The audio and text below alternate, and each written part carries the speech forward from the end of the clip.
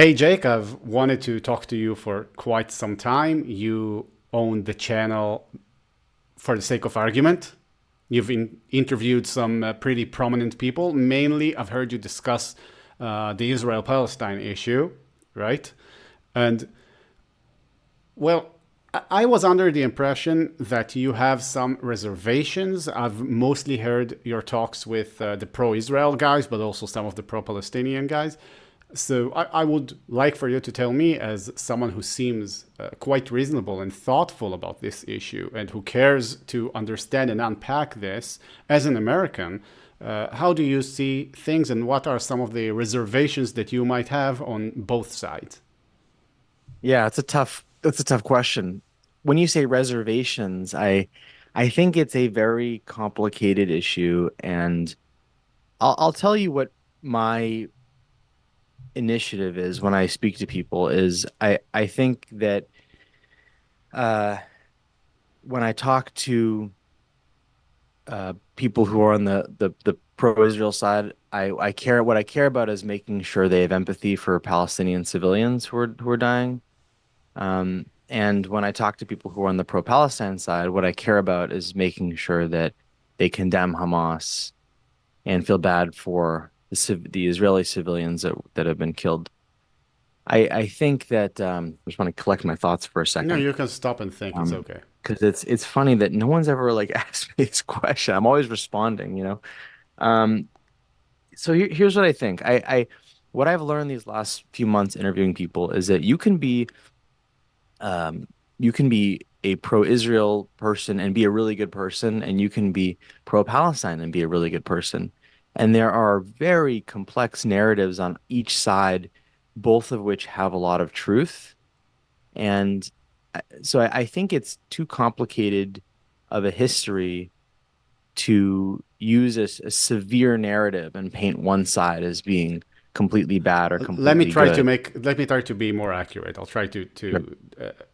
deconstruct this. I'll start with one side. What are some of your reservations about the pro-Israel side? Let's put it this Mhm. way. Yeah. So the I I don't know. It depends what spectrum of the pro-Israel side we're talking about. I have heard perspectives from people on I think a more extreme part of the pro-Israel side that will make claims to diminish the legitimacy of Palestinian people. In other words, um, claims that the notion of Palestine or Palestinians is in some way a new notion, and that therefore the Palestinian people have no right to the land or are not a legitimate people. So So can I I have stop you for a so this second is again? sure, sure, sure. I just want to make sure that we're doing this in a very organized way. Yeah, So yeah. can you still man that pro-Israeli argument that says that the Palestinian notion is relatively new? The yeah, it's a semantic or rhetorical argument, and there I think what these some of these people are doing who make the claim that Palestinianism is a new notion are looking at, I think, the recent origins of that term, and then from there are making inferences about the people themselves who lived in that land. And I don't really I can't really steelman the argument, frankly. I Okay, don't so agree with it. can Yeah, I try to stillman it and you tell me sure, where you sure. don't like it? Okay, Yeah. so the argument is, as far as I'm aware, the argument is that the notion of this particular nationality, okay, Hmm. it's actually a nationality that's been made up to basically to eradicate Israel. That's the argument. And now I will say why people think this way. That in fact, before the establishment of the state of Israel, there was no real talk of Palestine. There was a talk of an Arab state, although the talk inside of Palestine or Israel, whatever you want to call it, the Arabs were actually mostly talking about maybe being a part of a greater Syria or whatever. And when the Arab armies attacked in 48, they did not attack in order to liberate an Arab state. They attacked in order to grab land for themselves, as evident by the fact that Jordan controlled the West Bank and Egypt controlled the Gaza Strip, and there was no Palestinian state back then. What was useful for these Arab countries was to essentially encourage the Fedayeen, which were the Palestinian Arabs, descendants, those who were refugees, the descendants of the refugees and the refugees themselves, to encourage them to raid and attack Israel in order to reclaim their home. And thus this whole story was born about there's a Palestinian national identity, blah, blah, blah. They need to retake their homeland from Israel. But if you really examine the things, that's the Steelman version of the argument. There really wasn't such a national group before all this started happening. There was no talk about the Palestinian independence or anything like that, except as a negation of Israel's what people call right to exist. So that's like the Steelman version of the argument. Now I get that there's a weakness here, and the weakness is that just because it's a new concept and just because it's invented doesn't mean that the Arabs of today don't actually believe it, right? So, like it doesn't imply, even if it was completely fabricated from the start. The weakness in this argument is that it doesn't mean that their aspirations are now illegitimate. But many Israelis are worried that these that there really isn't a positive thing about like Palestinian nationality. It's like a purely negative thing. Like when I say negative, I don't mean like that it's bad and evil. I mean that it's meant to negate. In that sense, it's negative. Like it's meant to negate another thing, which is the state of Israel. So that's like the Steele version of the argument, and also I showed its weakness. But so what do you think about that argument? Is that how you understood it? I'm just writing some of this down. So here I have some notes here. So in terms of the historical presence in the region, it historically was known as Palestine. So I think that disproves one of your points. It doesn't disprove. It doesn't disprove this argument because Okay. the region geographically was known as Palestine from Roman times. Okay, and it Yeah. was Well, changed. so let me work through a couple of things here. So Sure. so historically at one point it was known as Palestine. Now it was inhabited by lots of different people, right? So far back it was inhabited by Canaanites, and just jump in where you think I'm incorrect. It was inhabited by people including Canaanites, Philistines, Jews or Hebrews and other people. But the term does date back to, I'm going to address a few things here. The term does date back to ancient times, with the region referred to like by the Greeks and Romans. So the idea that it's a new term is false. Now, in the Ottoman, No. Wait, there's a difference here between saying that the term is new and that the nationality is new. That's not the same thing, right? Because you can say yeah. that they maybe you Okay, said so you lived in California, right? You live in Yeah. California, but Yes. so the term California, maybe like take us forward 1,000 years. The term California wouldn't be new, but if you Californians suddenly decided that you're somehow, there's some nationalism, Californian nationalism that's emerging, then the nationality would have been new. That's the argument. So let me address that. So in the 19th century, so I'm not talking about 20 years ago. By the late 19th and 20th century, you had more, like we're talking about nationalism. So you had more nationalism spreading across the Middle East, and that's when Palestinians began to develop a distinct national consciousness, and that was not in response to Israel, but rather in response to increasing presence of European colonial powers. So Palestinian nationalism emerged alongside as a part of the broader Arab nationalist movement. Okay, so that's but a good distinctly, response. That's a good response because that directly attacks the argument. And then if I wanted to defend the other notion further, I would have to dispute you on that, but I don't have an intention of doing that. Okay. Why not? So- Can you try to? Well, I could try to, but that will be like too much speculation and playing, and Yeah. I want to leave that Okay. up to the historians.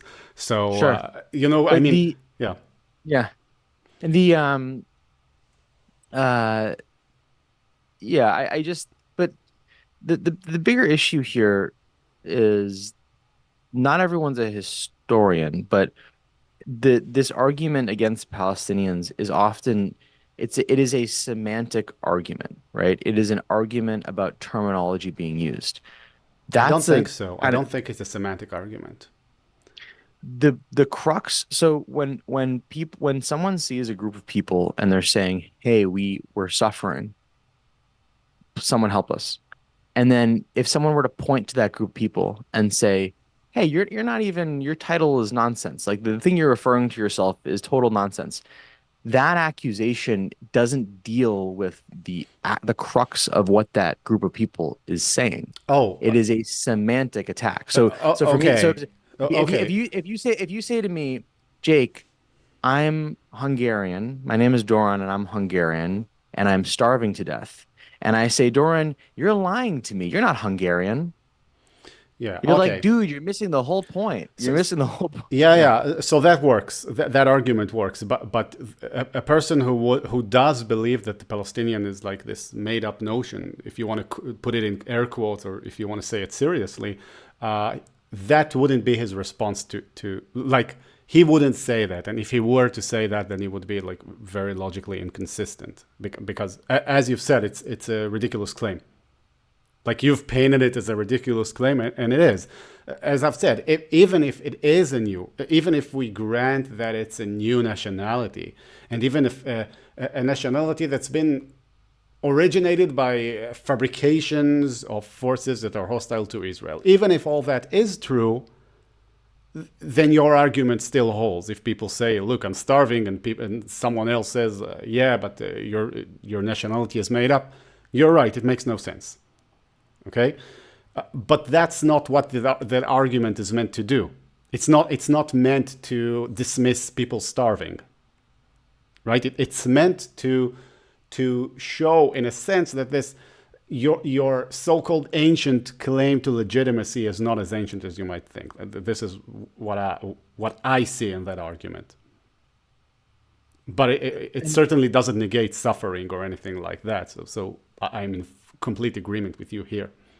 yeah, and then sorry, I don't want to take us down this rabbit hole, but isn't it in terms of their presence in the land, wasn't it the case that during the given that it's the case that during the Ottoman Empire, the inhabitants of that region did identify with the land as Palestine. No, the Um, land was not called Palestine under Ottoman rule. It was Syria. It was part of the Syrian province. Only, if I remember correctly, only later in Ottoman rule, it was renamed Surya Palestina, something like that.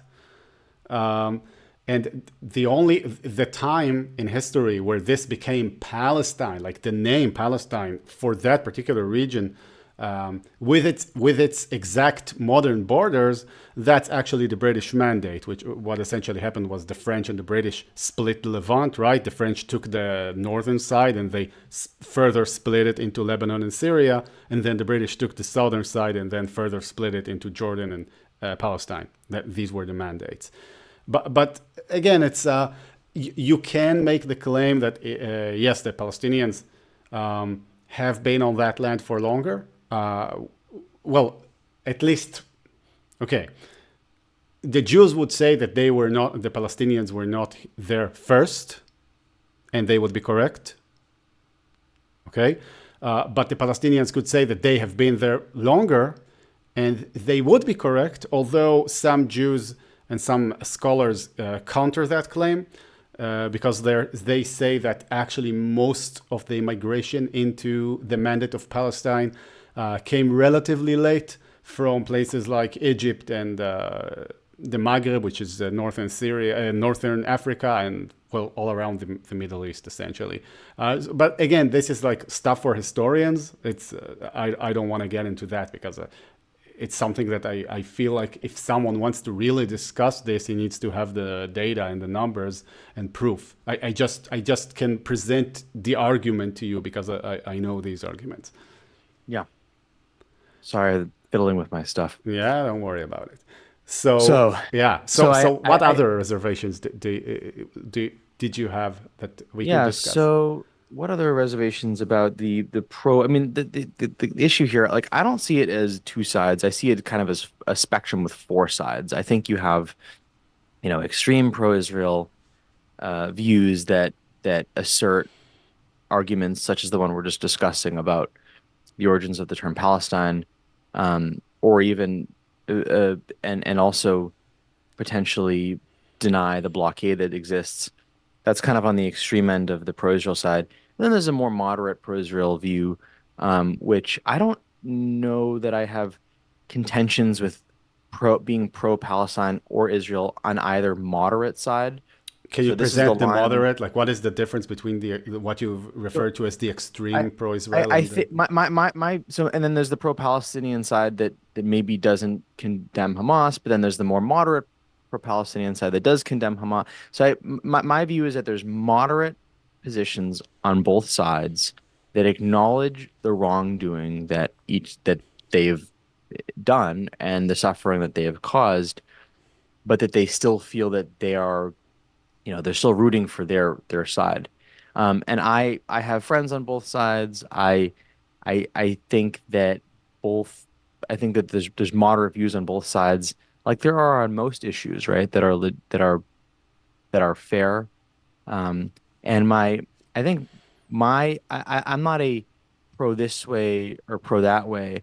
I think I want to push back on the extremes of both sides. It's when both sides don't acknowledge a suffering or don't acknowledge a fact. That's my problem. So, sorry, that's very long-winded. So let me answer your question. What are the reservations I have with let's say the pro-Israel side? Now, I want to be very clear. This we're talking about kind of the more extreme on the pro-Israel side. Another issue I'd have is that the specific people that I've spoken to who have um, uh, made claims about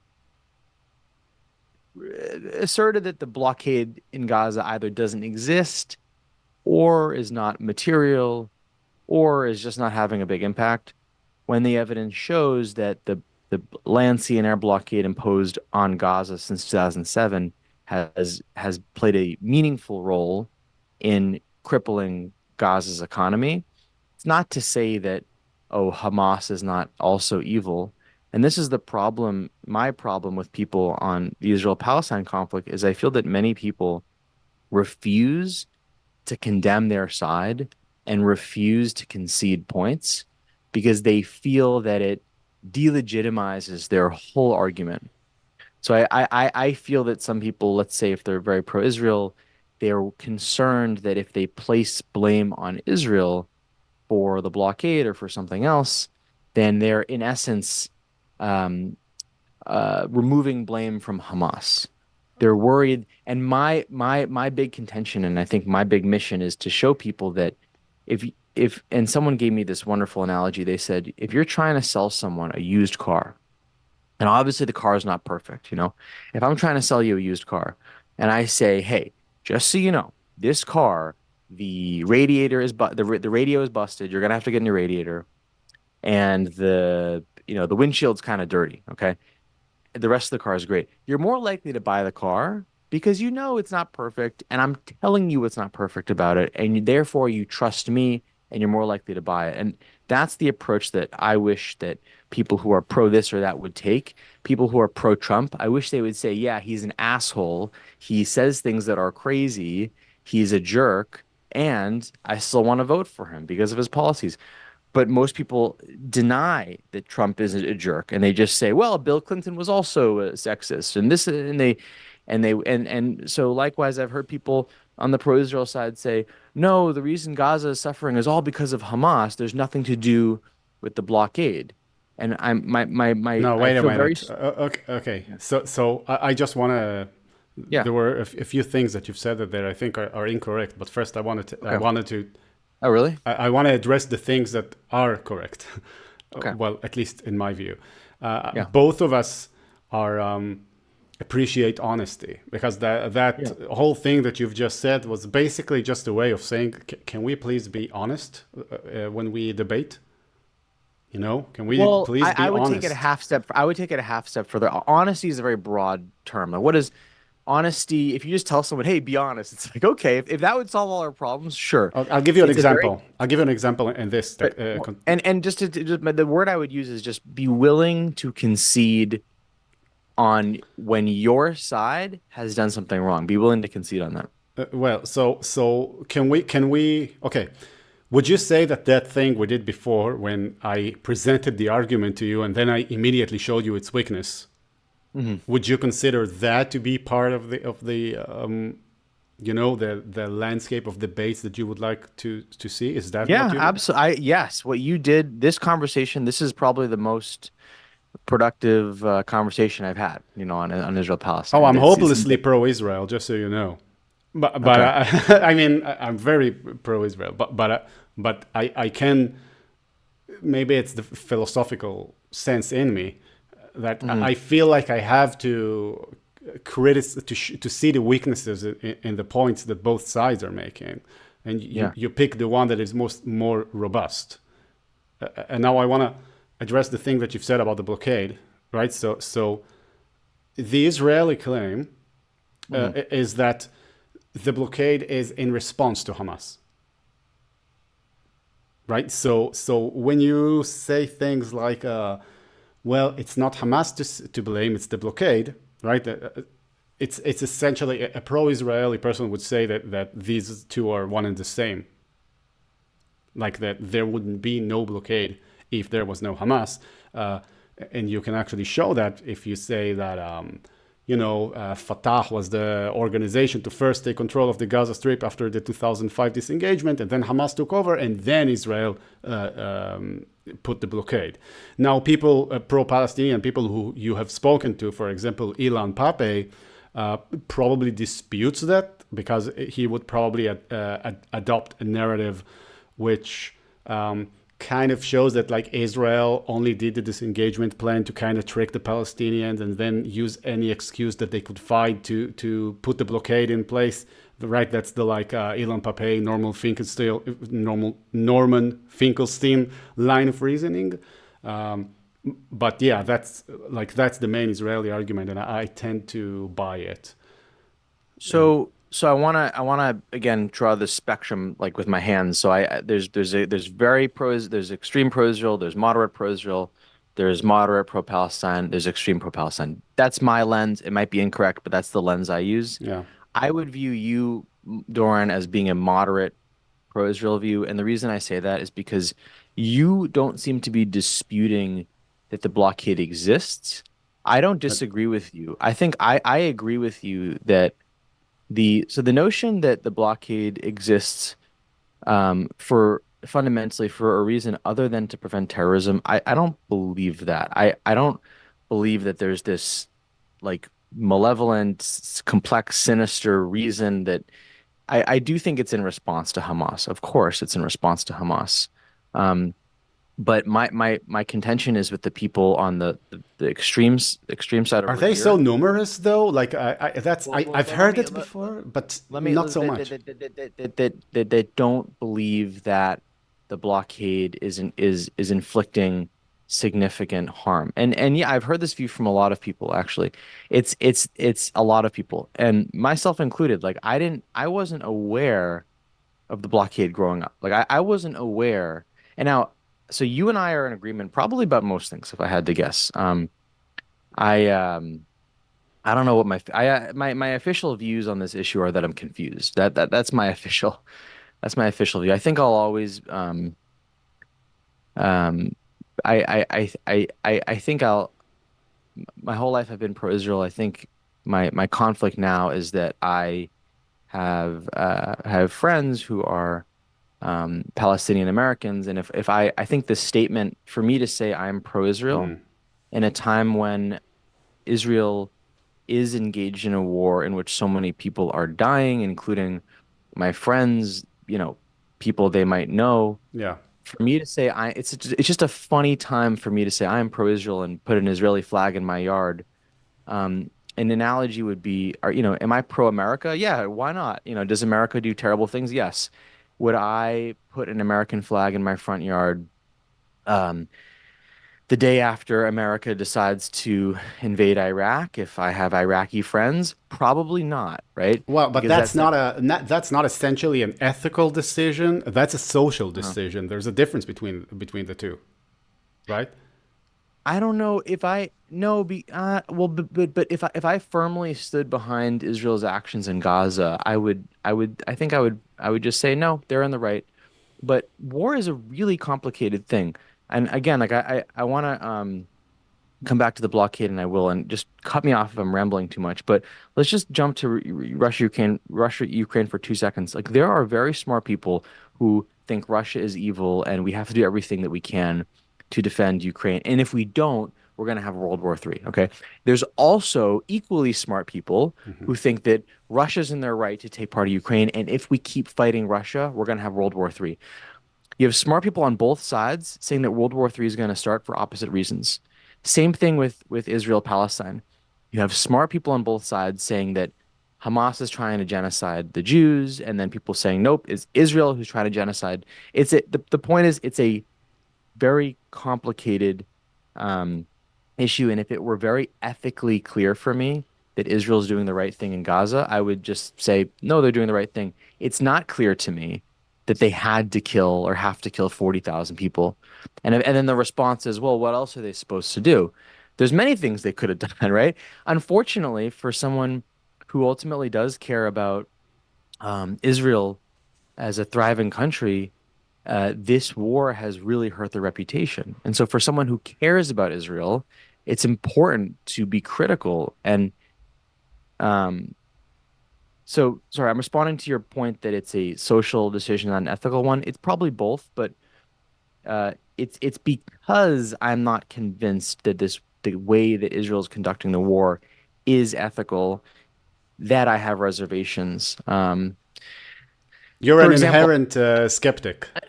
what? You're hopelessly skeptic about many Maybe. things, I Well, would guess. but also let me give you another example to prove why it's not social. So I also have friends that are pro-Trump. Okay. I think Trump's a total asshole. I'm sorry if I'm not supposed to use language in your show.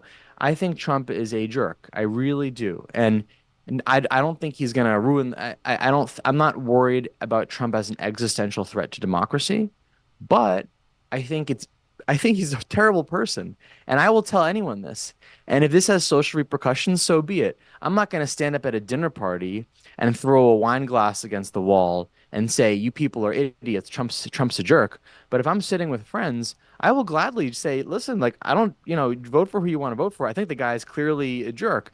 And I'll be interested to hear their viewpoint. Whereas if I have my friends who are Palestinian American, I would never ask them, oh, why do you think that Israel's war is unjust? Because so let me have you respond to that. Okay, actually, there's a lot Let to me talk. respond to because Yeah, you've said quite a lot because of things. So yeah. I'll try to be brief. First, you've made an analogy between Russia, Ukraine, and Israel, Gaza. Uh, the thing about Russia, Ukraine, it's also the same for Israel, Gaza, but there's a slight difference in the analogy that you've made there. The thing is that there are many truths in the world. You can describe the truth. You can be an objective reporter. You report on the object, but you can look at it from so many different directions. For example, you said if Russia were to take over Ukraine, there would be World War III. But also, the other side says that if we intervene too much, there will be World War III. But these claims are actually not mutually exclusive if you really think about it. Both can be correct, right? It is feasible that if Russia were to take over Ukraine, that would somehow lead to down a road that can, destabilize the world order.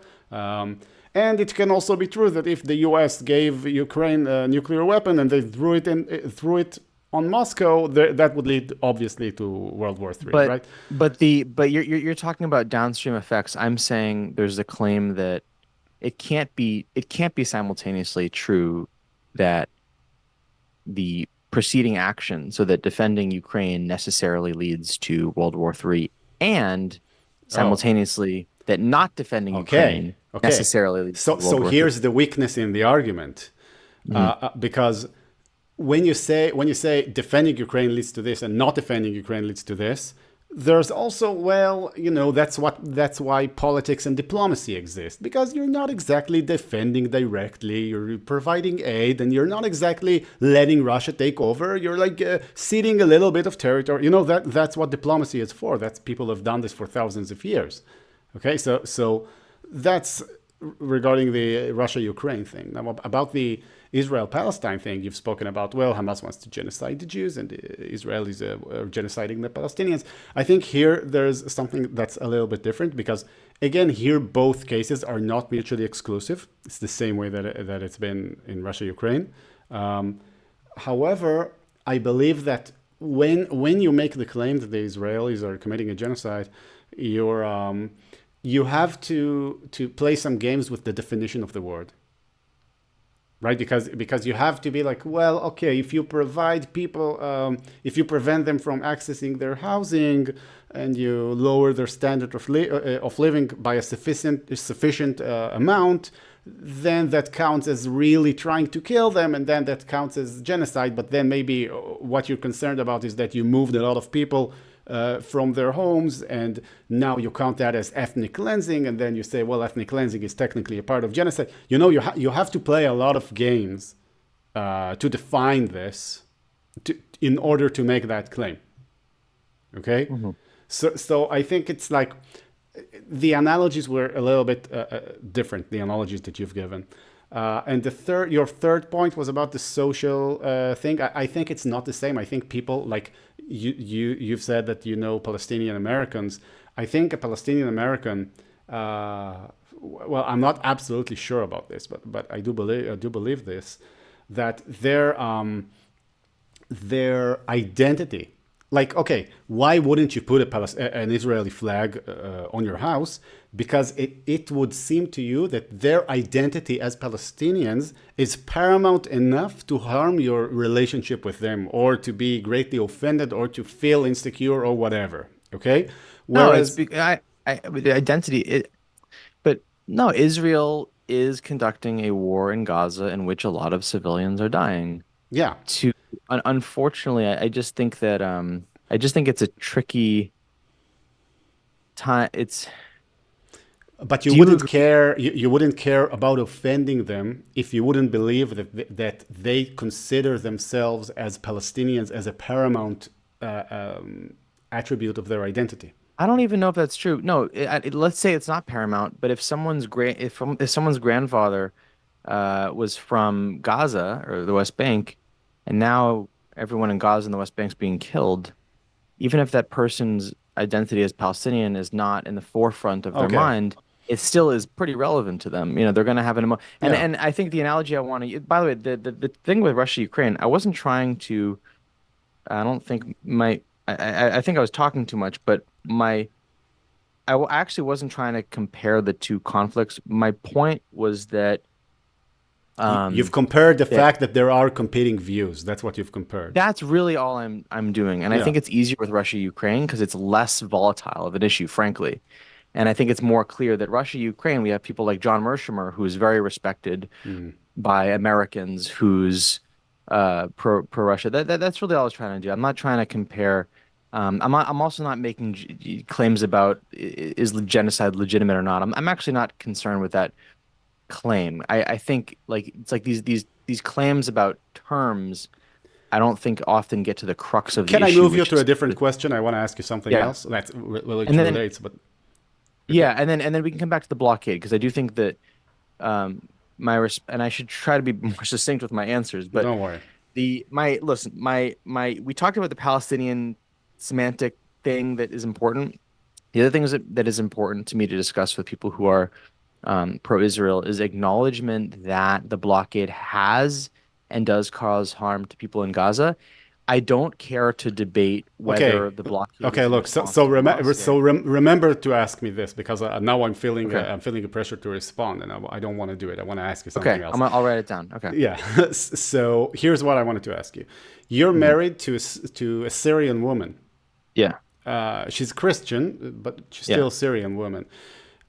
How do you feel like your view of the Middle East of what's happening in Israel right now has changed? Like the narrative has changed because you've been exposed to another angle of the narrative from your wife. I would be interested in listening to if you could tell me your wife's narrative about the thing, if you know it, if you can represent it. Yeah, completely. My wife is not pro-Palestine or this or that, but um yeah, being with her has opened my perspective. And I would say that her politics have shifted in the last few years where she's now very much, I think, of a liberal kind of anti-war mindset, and she thinks she's of the political view that, when possible, we should avoid wars. And I think that mindset plays out um, in different ways. But so more fundamentally, when I was raised to be very pro-Israel, I went to Hebrew school. I was taught, that the origin and narrative of Israel is complex, and it's the narrative that I was taught more or less ignored the Palestinian narrative. I was taught things along the lines of, that Israel was a land for a people, uh, a land without people for a people without a land. That sentiment more or less embodied how I was taught about Israel, and that is half of the story. It is true that Jews have a right to that land historically. There's the context of the Holocaust, but it's also true that there were people living there. And I was really only given half that context. And so only a couple of years ago, I learned like, wow, there's this whole other narrative. And understanding this narrative is not anti-Semitic. Like understanding the history of Palestinians in that region is not an anti-Semitic thing to do. And to be honest, I kind of years ago thought it was. I had this impression that to condemn Israel is anti-Semitic or to why is everyone blaming the Jews? Like that and I'm realizing that it's not fair to not criticize Israel. Like it's important. You know, I don't want my fear of anti-Semitism to get in the way of understanding someone else's suffering. Right. So now, yes, I can tell you more about how I met my wife, but I want to point out, so she uh she wasn't raised to be against Israel or anything like that. I think that the being a Syrian Christian versus a Syrian Muslim, you might be Yeah. raised in a different way. I'm also trying to be sensitive. Like I don't want to accidentally say something that's offensive or racist. But I think that her family's views towards Israel are complex. She has family members who are actually pro-Israel, very pro-Israel, because as Christian Syrians or Christian Lebanese people, they have their view about Yeah. The um, Muslim world. terrorism, right, and the Muslim world. And in some cases, she has family members who have, been oppressed by Muslims in the Middle East, It's or actually my and experience that the Christian Arabs are among the staunchest supporters of Israel. Like if some of you're, them. yeah, Yeah. Some of them, yeah. I mean, she has an aunt in Lebanon, and so how does she feel about Israel attacking Hezbollah? Well, it's complicated because Hezbollah is the evil terrorist group that's ruining Lebanon, right? But if Israel launches a ground invasion of Lebanon, yeah, she she has will family suffer there. too. Yeah, She will suffer. So how do we deal with that? And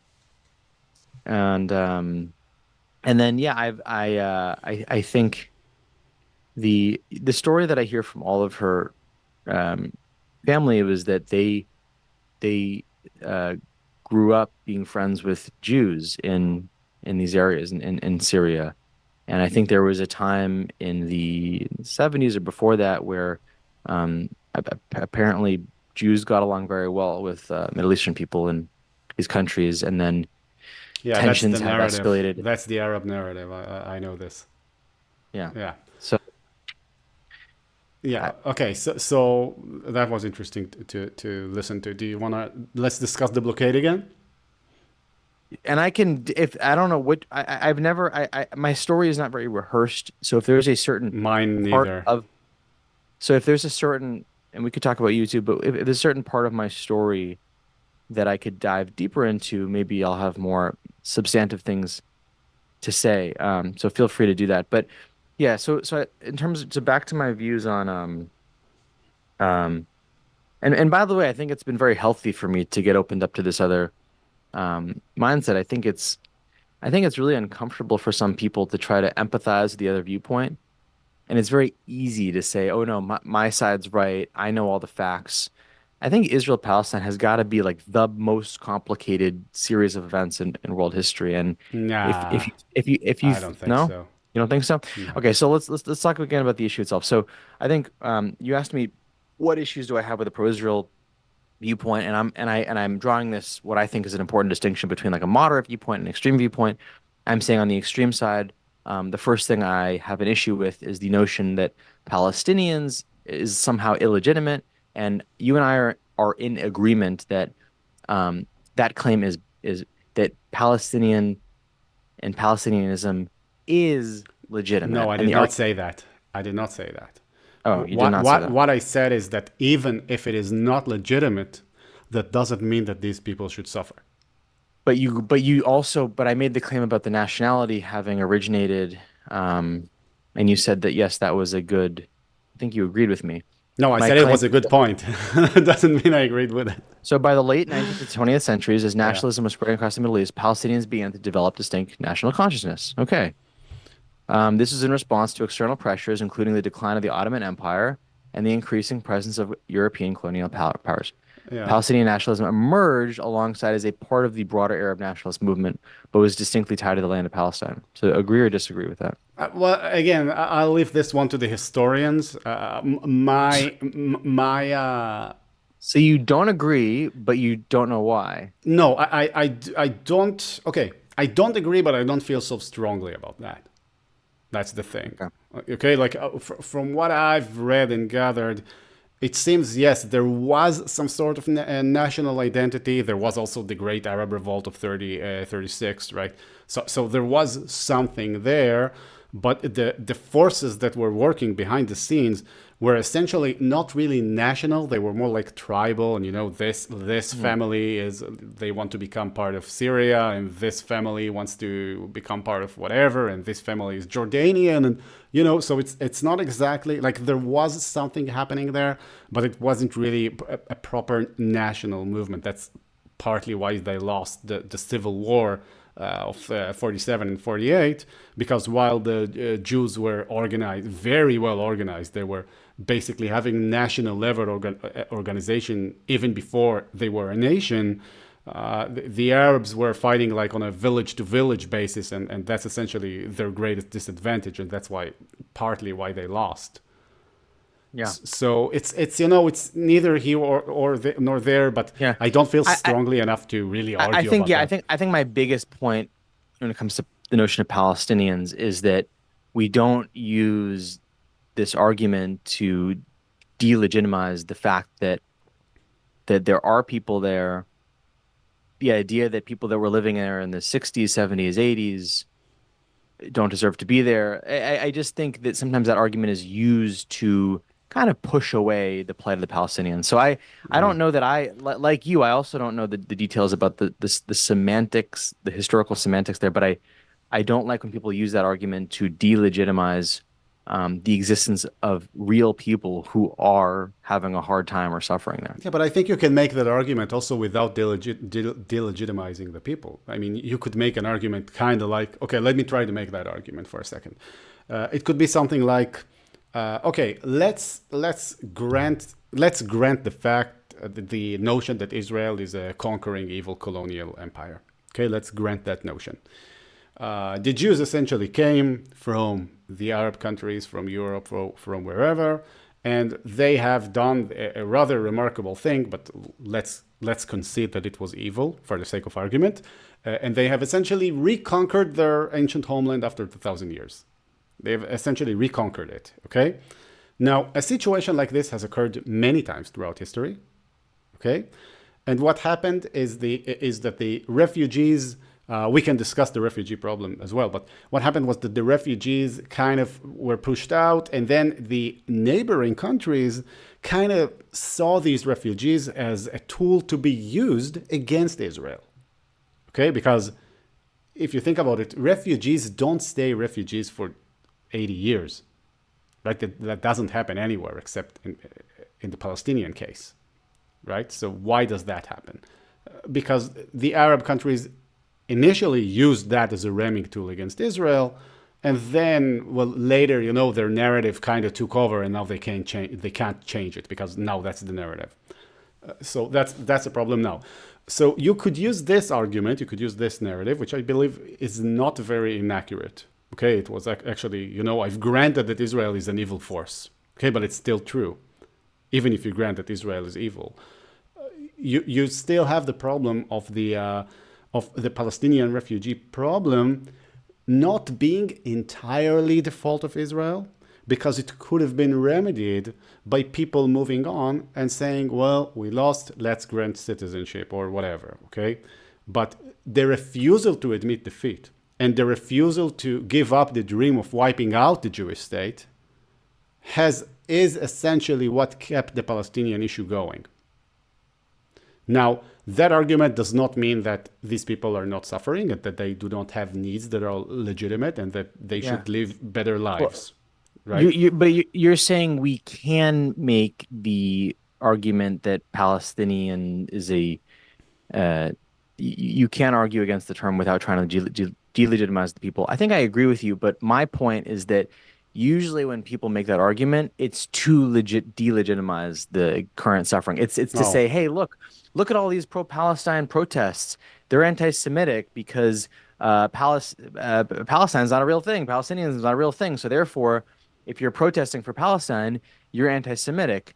And then that kind of just diminishes and just tries to destroy the fact that no, there are people in Gaza being killed, and so therefore, if you're like, so that's my issue. Yeah, but that feels like a straw man, and I don't like to straw manning an argument. I'm that not kind straw of feels manning. like I guess I guess what I'm trying to say is that there is a lot of skepticism put towards people who are protesting for Palestine. I agree that some of them are doing it maliciously or for anti-Semitic reasons, but I think that it's a problem if we can't take seriously the plight or the claims of a people. And if being the main word here, if we're using an argument like the one you just said in order to delegitimize the plight of a people, that's my problem. If you're not doing that, and if you agree it's wrong to do that, then we have no disagreement on this. Okay, so now I'm gonna try to move in Mhm. from a different angle about something else that you've said.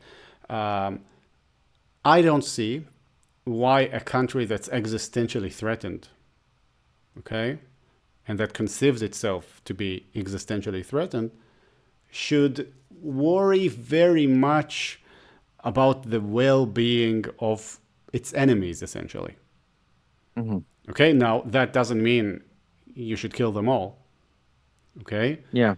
but it could also, well, I don't like mass casualties. Okay, I think almost no one does. Well, some people do, but I think almost nobody does. But they don't like it, but it would really, they could go either way. Like, it wouldn't bother them so much because they feel so threatened by what is happening that they don't really. They're like, well, I'd rather if civilians wouldn't die, but these people kind of went out and cheered on the street, and I don't care so much, so whatever. Okay, so how do you view these people, for example? Yeah, I think we should feel, I'm not a military strategist, but I think at the very least we should feel terrible about civilians who are being killed. The But argument how does that that help you? Like, okay, you can, you can how does shoot that and help cry. you? You can shoot and So cry. let So, me take the position of like what I think is Yuval Noah Harari's position. He's an Israeli historian famous for his book *Sapiens*. He's pro-Israel, and also the distinction of pro-Israel versus pro-Palestine is often not a good distinction to make mhm. because I think you can be pro-Israel and be against almost like if you care if what you care about is peace in the Middle East, there's very different notions of how to get there. You don't have to be pro-Palestine or pro-Israel. What Yuval Noah Harari would say, I think, is that Israel's assault into Gaza has really hurt Israel. It's hurt Israel's standing in the world. Israel has not defeated Hamas, nor can they realistically. That's what he would say. Um, and the idea, I think he would say that Hamas is an existential threat to Israel is a complicated one because Israel's, a million times more powerful than Hamas and Gaza. In fact, the relationship between Israel and Gaza is such that it's not like the relationship between the US and China, right?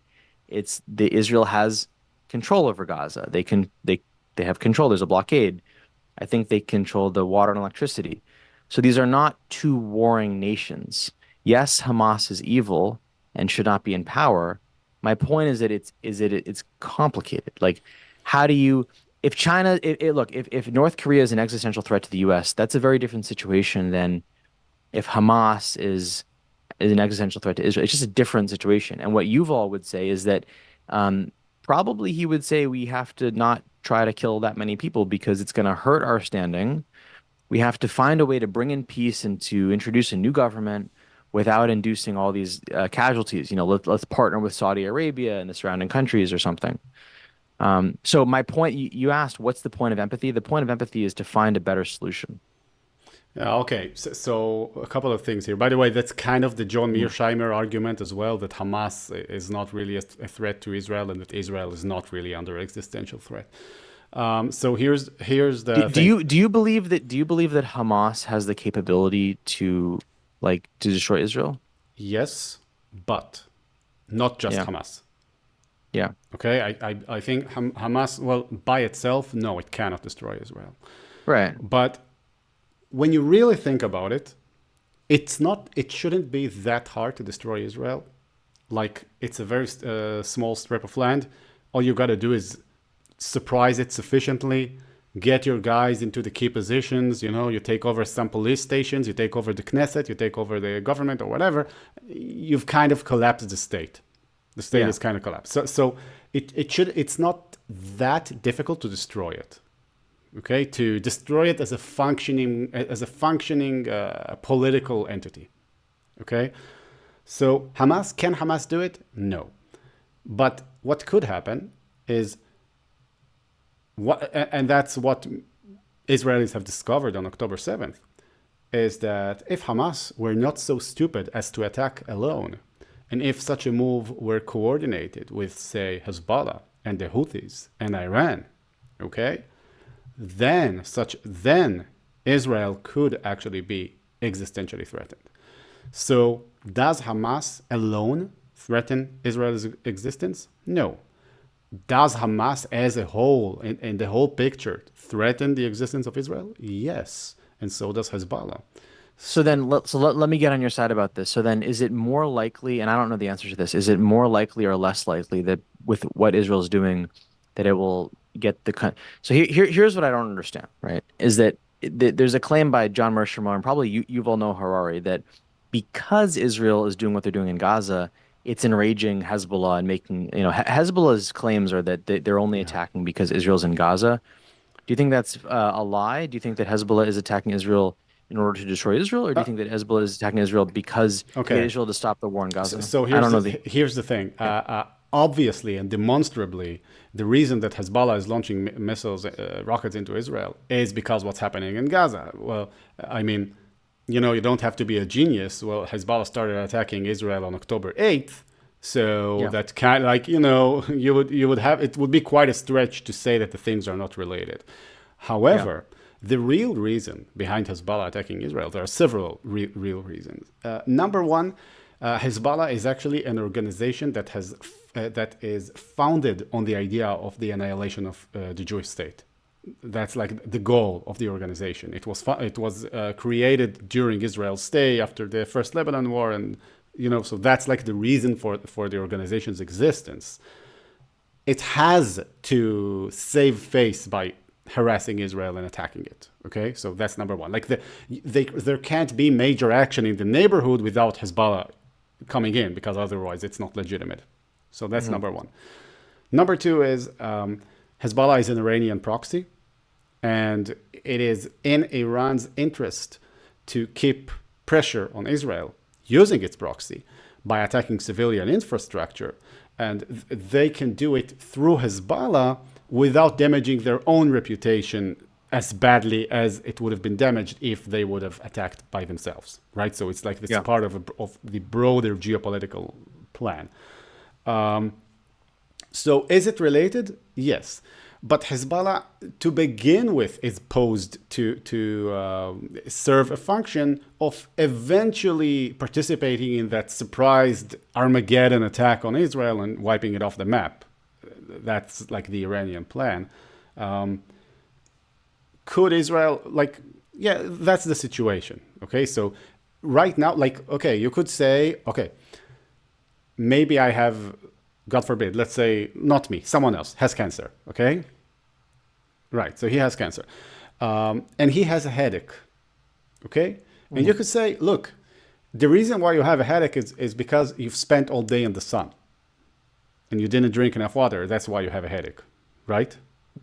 But it could also be true that if that person didn't have cancer, then spending all day outside in the sun wouldn't give him a headache. Wouldn't you first get that person out of the sun and give them some water? No, well, that depends. First of all, yes, you would, but maybe he has to go out in the sun to, I don't know, rescue his kitty. I don't know, right? So if Israel was in Gaza for a vacation, then yes, it's not a very good idea to be in Gaza. Get the hell out and get Hezbollah to stop shooting at you and risk escalating with Iran. But the conflict is like, when is war beneficial and when is it harmful? I mean, Americans. Oh, that's a different discussion. Is it though? Because what I'm saying is like, so if what we care about is the well-being and survival and thriving of Israel, then we should also care about Israel's reputation, Israel's relationships with surrounding countries. And the war hasn't been good for Israel's world standing in the world. So Yuval Noah Harari would say that, look, what Israel has accomplished in Gaza hasn't been much. That's what he would say. And what they've lost has been significant. And Israel's government is run by a right-leaning government. He would say they're not really trying to make peace. Look what they're doing in the West Bank. They're violating, laws there with increasing settlements. We need a government in Israel who cares more about creating stability in the West Bank and their standing in the world. I don't know when you make it. I don't know what you're supposed to do in war. Okay, but so here's the thing about that argument about that. There's a pro-Israel viewpoint that's anti-war. Yeah. I understand. I got your point. So here's the thing. Now, this argument would be about facts. Okay. And that has to come with speculation, okay? Because you can take a view that says Israel has not been able to achieve much, and it will not be able to achieve much, and it's being hurt internationally, and thus it's in its interest to stop the war, okay? Now, if the assumptions are true, then the conclusion must also be true, right? But you could also take an alternative viewpoint and you could say, well, that's nonsense. Israel has actually achieved quite a bit in Gaza, and the degree of the threat from the neighboring terrorist organizations and hostile countries is such that Israel has to bite the bullet, as you might say, and continue its operations in Gaza, right? So, and if this is true, then you should not stop the war. Right, so here's your problem here, because now you need to judge which of these two is more likely. What do you think? I tend to think option 2 is more likely. but you know, I'm really not so sure about that. But I tend Yeah. to I lean towards number two. I don't Well, think that yeah. has it brought them more safety, do you think? Well, in the long run, it could if No, it's no, no. successful. The either so now and I don't know the answer to this, but I think the conflict is that the issue is that because you have there's a whole conflagration of there's a whole mess of other countries that are now against Israel, either politically or in violence. Do you think that the war in Gaza has been helpful for Israel or hurtful for Israel? Given the other repercussions, do you think that Well, if they, for example, like the whole thing about the analogy with like the head and the cancer, like, do you think that if Israel were to have a ceasefire, that Hezbollah would stop attacking? yes, Okay. but you would have a lot of problems with such a ceasefire. First of Mhm. all, Hamas would never release all the hostages. It has no political rational reason to do so. It will never do that.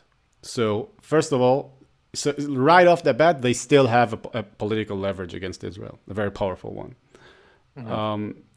That's firstly. Secondly, you've encouraged similar raids in the future, and next time they might be more coordinated and more deadly and devastating.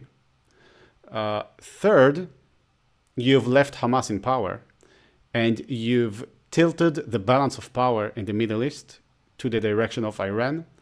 This might cause Saudi Arabia to capitulate to Iranian interests and demands, and you could actually considerably worsen Israel's state uh, in the region if you were to go for a ceasefire. Now, the question is, can there be a good ceasefire agreement? The answer is, of course, yes. I am not a negotiator. I don't know the rules, right? But if you were able, if Israel would be able to remove Hamas from power in Gaza and free all the hostages and maybe guarantee the safety of the Hamas leadership in exchange or something like that, that could work. But I don't see Hamas agreeing to such a thing, because why would you agree to that if you believe that you're going to heaven, if you die a martyr?